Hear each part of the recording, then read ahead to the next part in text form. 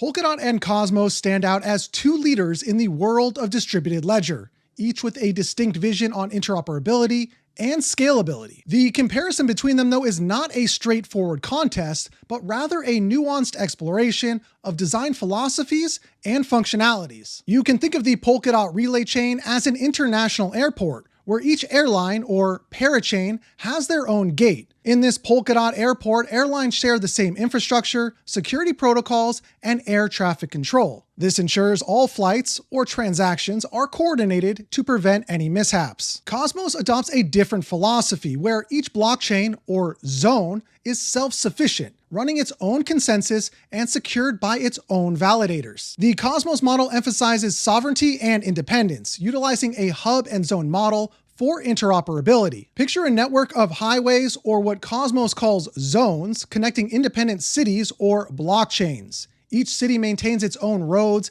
and writes its own traffic laws, but agrees to certain standards for road signs and vehicle requirements for intercity travel. This is what's known as inter-blockchain communication, or IBC. When it comes to consensus, Polkadot employs a layered approach, first utilizing the protocol Babe to schedule who gets to produce the next block, then a separate protocol known as Grandpa that gives the final seal of approval on batches of blocks. On the other side, Cosmos uses Tendermint consensus, which is a Byzantine fault-tolerant algorithm that offers instant finality, a one block at a time approach that can be both a strength and limiting factor. In terms of upgrades, Polkadot's model avoids the complexity of hard forks. System upgrades are more like updating the apps on your smartphone. Conversely, Cosmos is rooted in more of a traditional forking process, which requires a coordinated effort across the network. Both Polkadot's Substrate and Cosmos SDK provide developers with the tools needed to build their own blockchains, with Substrate offering the flexibility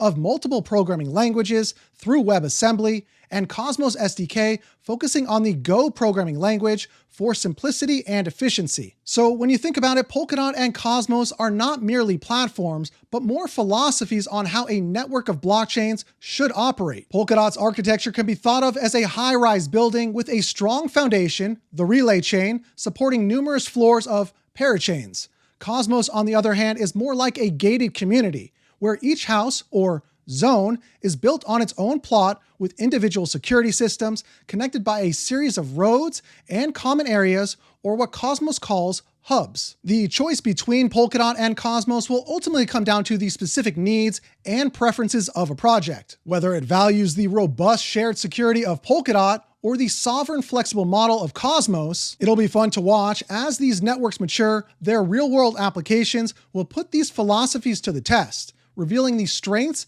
and challenges inherent in each approach. Until the next time, be safe.